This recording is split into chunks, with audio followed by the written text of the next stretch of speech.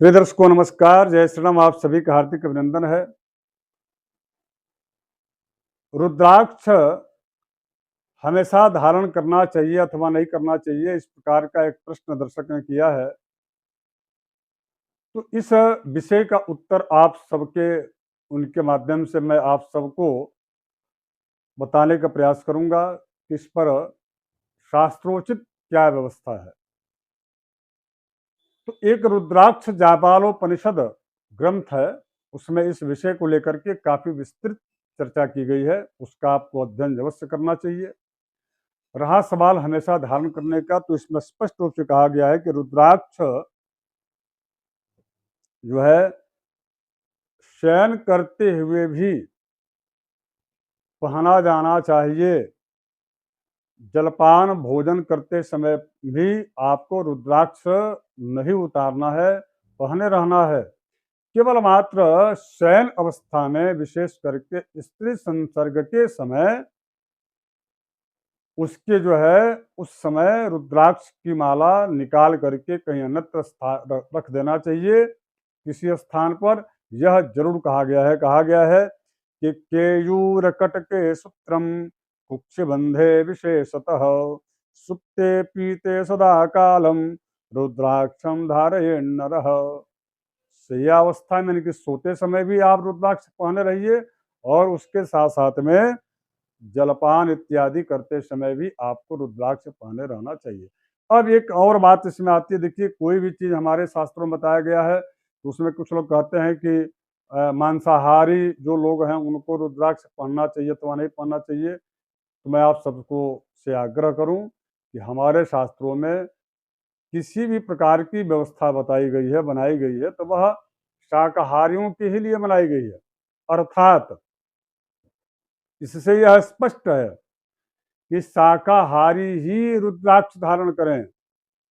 जो आसुरी प्रवृत्ति वाले हो गए हैं, मांस का भक्षण करते हैं, उन पर किसी भी प्रकार का शास्त्र जो है उनको कोई प्रकार का आदेश नहीं देता कि वो लोग चाहे रुद्राक्ष हो अथवा तुलसी हो, किसी भी प्रकार के माला को धारण न करें, क्योंकि वो तो आसुरी प्रवृत्ति हो गई, उनके अंदर आसुरी प्रवृत्ति चली गई। तो ऐसे में यदि वो धारण किए हैं तो वह आकर के मना कोई नहीं करने वाला उनको, किंतु उसका कोई उनको प्रभाव फल प्राप्त नहीं होगा, बल्कि इसका कहीं ना कहीं उनको जो है नुकसान होगा। इससे ज्यादा अच्छा है कि आप जो है शाकाहार जीवन जीजिए।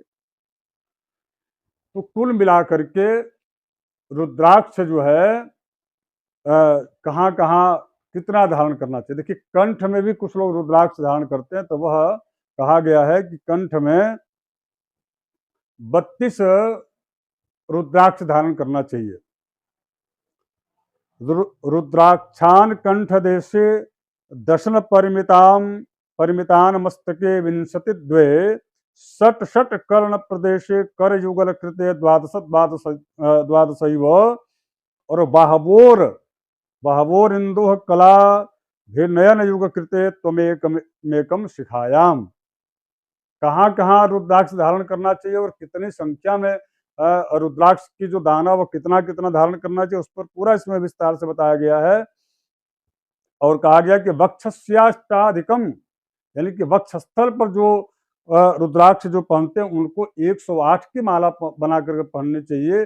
जो कंठ में पहनते हैं उनको जो है 32 रुद्राक्ष का दाना का जो है कंठी बना करके उसको पहनना चाहिए। मस्तक पर भी जो है रुद्राक्ष धारण किया जाता है। यहाँ पर मस्तक पर वह जो है दाना उसमें 40 होते हैं। दोनों कानों पर 6 जो है, यहाँ पर दोनों कानों पर 6 जो है रुद्राक्ष धारण करना चाहिए। उसके बाद से हाथों में आपने देखा होगा भुजाओं में बहवोर इंदह कहा गया, कि बाहुओं में जो है 12 रुद्राक्ष धारण करना चाहिए। और उसके भुजाओं में 16 और बाहों में 12, यानी यहाँ पर 12 और यहाँ भुजाओं में जो है 16 रुद्राक्ष धारण करना चाहिए। शिखा में 1 रुद्राक्ष यहाँ पर,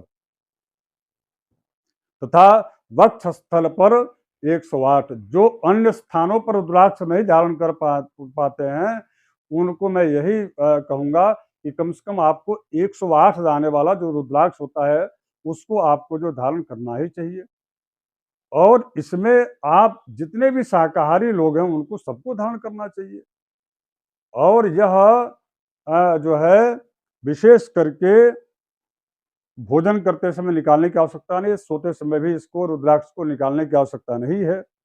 इसके साथ साथ में कहा गया कि बद्ध्वा स्वर्णेन, अच्छा इसको गुथवाना किस में चाहिए? तो देखिए इसके लिए रुद्राक्ष जो है सोने में यदि आप गुथवाएं अच्छी बात है। यदि आपकी क्षमता है तो आप सोने में गुथवा लीजिए।